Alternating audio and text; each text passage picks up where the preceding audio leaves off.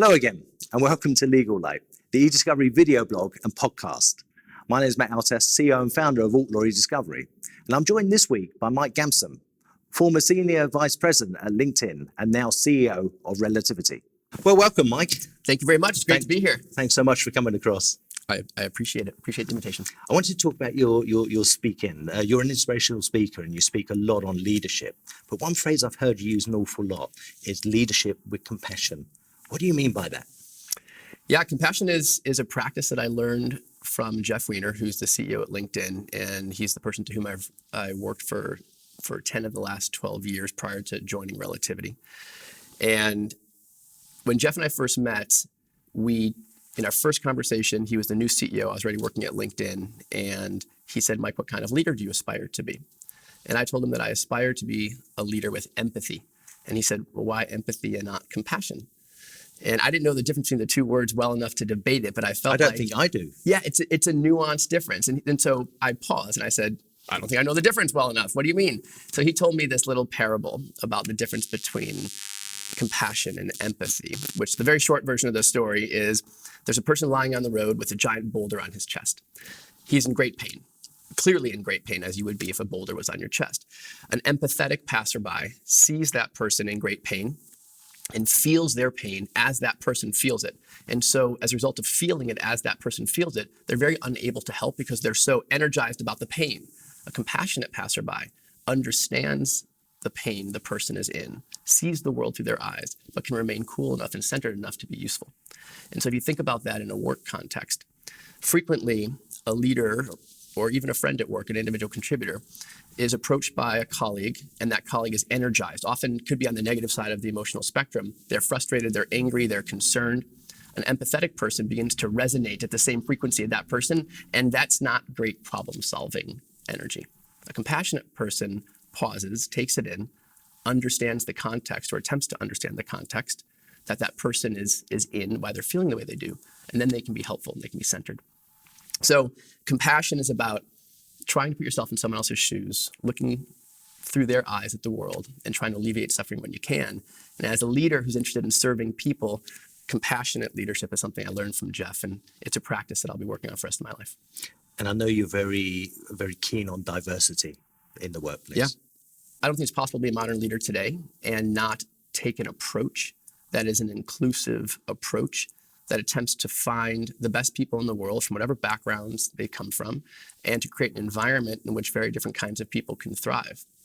I mean, I tell you, as a person who came from privilege, when I say privilege, I don't mean great wealth. I mean, I was born in a time in the world, in the United States, as a white man, where the wind has been at my back my entire life. Right. I didn't know it until a number of years ago when I kind of woke up to the fact that I've been running downhill and many other people have been running uphill. Mm-hmm.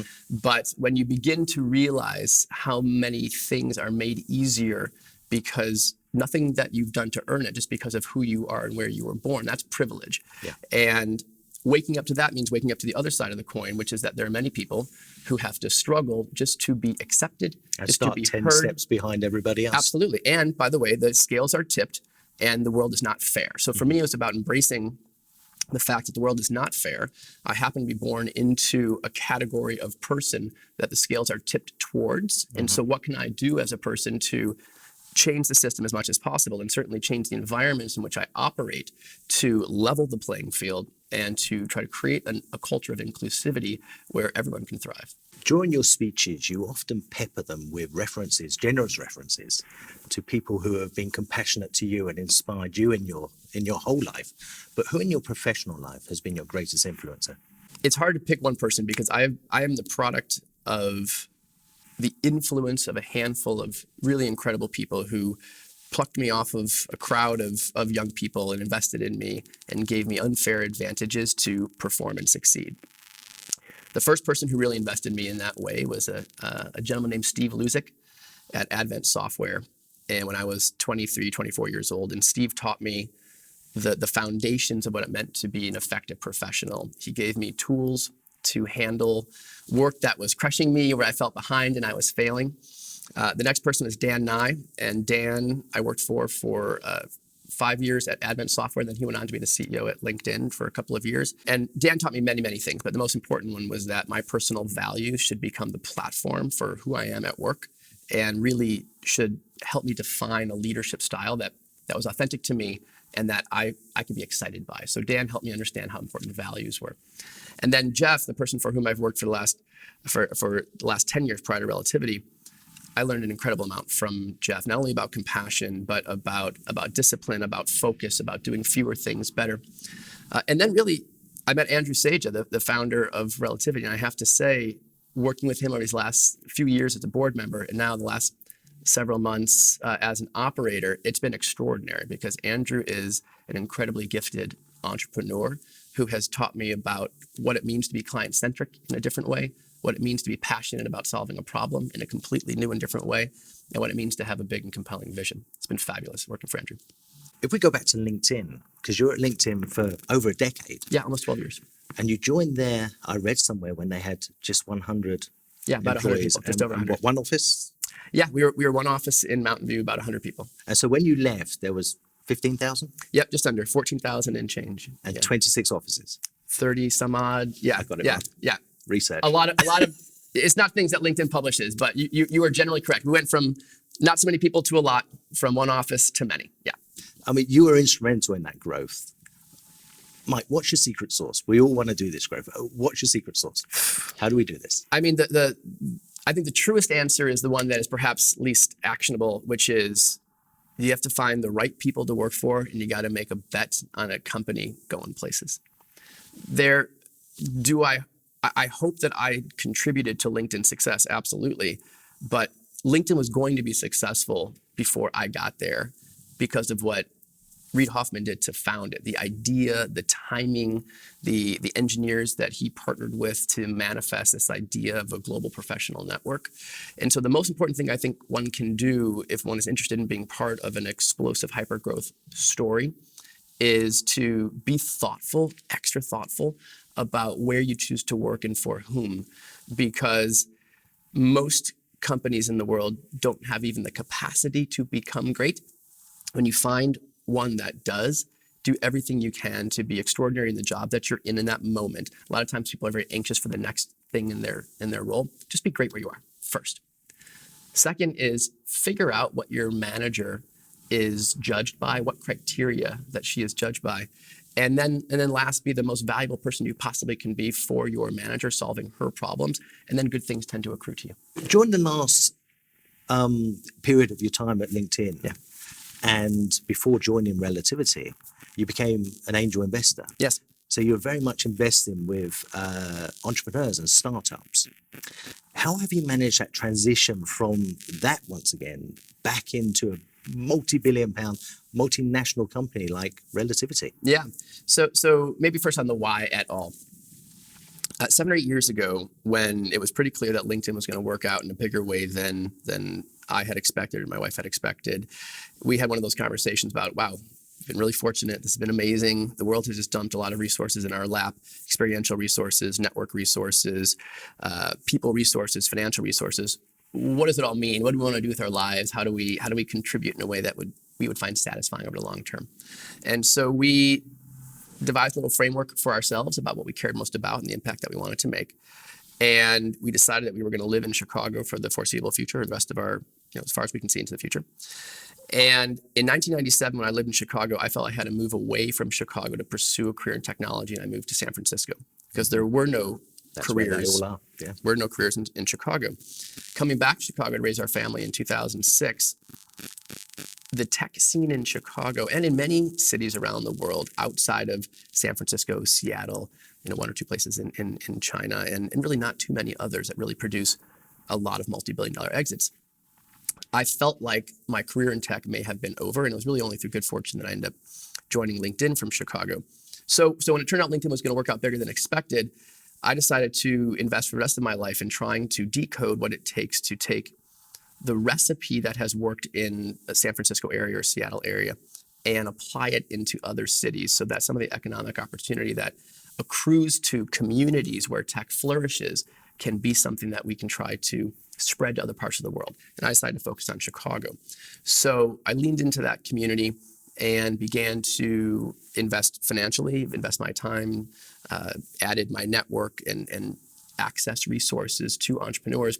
And when possible, primarily with female entrepreneurs and primarily people of color, as generally speaking, the venture capital community has overlooked non-white male founders as people who have potential to create great things. Yeah. And so we made a number of investments and joined a whole bunch of boards and did that pretty rigorously for 6-7 years. Since I joined Relativity, I've scaled that back so I can focus on one company at a time. And I imagine in several years in the future, I'll probably open that aperture again and begin to be very active in that capacity again. Well, Relativity has been an absolute game changer in the eDiscovery community, in the eDiscovery market.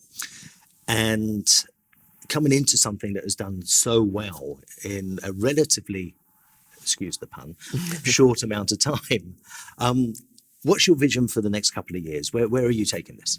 First, I just feel so grateful to be part of a company and a platform that is at the center of a community of passionate users where we are building great technology that solves a big problem.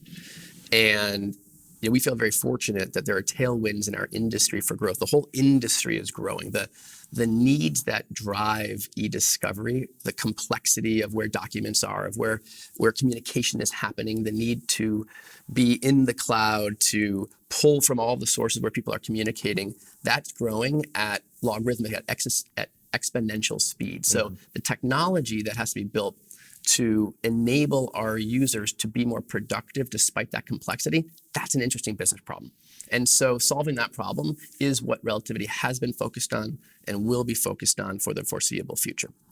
In addition to that, we do believe that there are adjacent problems to solve that if we are able to solve them effectively, they could reinforce and add more value into our eDiscovery practitioners and the folks that are using Relativity as a platform to solve problems today that are greater than eDiscovery.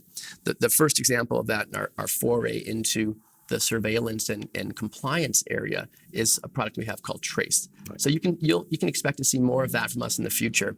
Really deep dive, major investment in trying to be the end-to-end eDiscovery platform that simplifies and accelerates the way that the world conducts eDiscovery, and then looking for a few adjacencies that would reinforce that core. So a lot of work coming up. There's a lot of work. Yeah, it's been a lot of fun thus far, rolling around the world, meeting important clients like yourself, our passionate users, and getting to spend time with all of our employees. It's incredibly invigorating. I feel very, very grateful for the opportunity. You've been very generous with your time with me today. We have one last thing that we do with all our guests. Okay. And it's called Did You Know? Okay. So did you know that Mike Gamson didn't know Mike Gamson. So maybe jumping off of a conversation we were having earlier, we were talking about food and cooking earlier. So I'm the cook in our family, and we have a wonderful organic garden on our roof. And so on many evenings, my kids and I will go up on the roof and we'll pick what's for dinner and come down and make it. And cooking is a great joy for me. So I'm not sure if people knew that, but that's what I'll share. And one last question, very close to my heart. Yes. Mike, as a new CEO of Relativity, are you bringing back the parties? I've heard rumors of these parties. They're good rumors. And my guess is no, but one never knows. One never knows. We'll leave you hanging. Mike, thank you so much. Thank you so much for having me. Thanks. Don't forget, subscribe, comment, and like. We'll see you soon.